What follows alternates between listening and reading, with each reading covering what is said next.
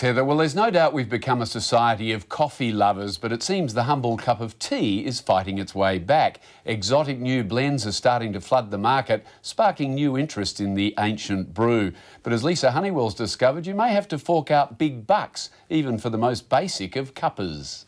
Oh yes, tea has been behind, but it is catching up with coffee.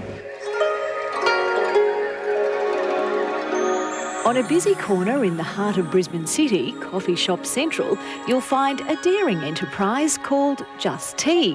We live in an age of coffee drinking. What made you decide to open a shop called Just Tea? Well, because we are living in an age of coffee drinking, Lisa and I tried to find loose leaf tea. I couldn't find too much around. Now tea fanatic Lindsay David offers his customers nearly 80 varieties from around the world. Sri Lanka and India, China, Japan, Formosa, South Africa, South America. Here you can only buy tea by the pot and you'll pay a premium. A pot of tea here, Lisa, is $10. $10 for a pot of tea? No. On the other side of town, under City Hall, you'll find the cheapest tea around at the Red Cross tea rooms. Cup of tea is $1.25. We do a mug of tea for $1.60. Customers here think you'd have to be a mug to pay any more. Would you pay $10 for a pot of tea? No, because I'm too careful with my money.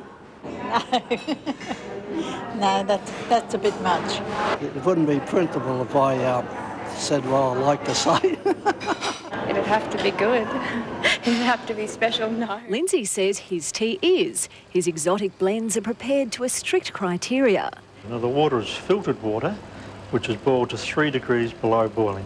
Each variety has a set brew time, followed to a T. And here we go, madam, a perfectly brewed pot of tea. And what have we got here? This is Jasmine China Imperial. This is a very beautiful green tea, very healthy, very relaxing. Served in comfortable, quiet surrounds, you can see how some customers pay up for this type of tea.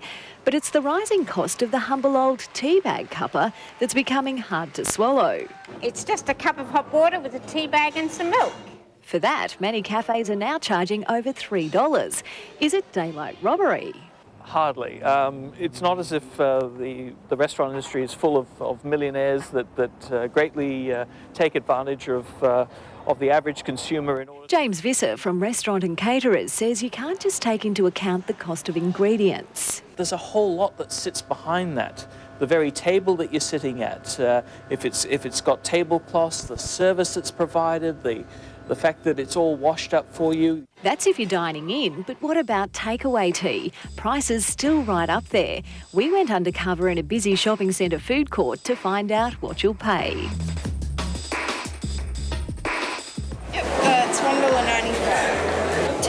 $2. At convenience outlets, Hungry Jack's and McDonald's, $1.95 and $2 for a large tea. English breakfast, just Lipton tea and Earl Grey. Just an English breakfast, thanks. At a number of other food stands, we picked up takeaway cuppers for $2.95, $2.60 and $2.90. Then in a city food court, we found this tea, a regular $3.60. Add more hot water for a large, $4.20.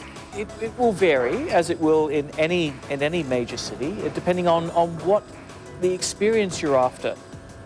What do you want in the term of experience and service? Now, you do have to question how much service you're really paying for here, though. After all it is a cup of hot water, one tea bag and a splash of milk to go. Is all of that worth over $4?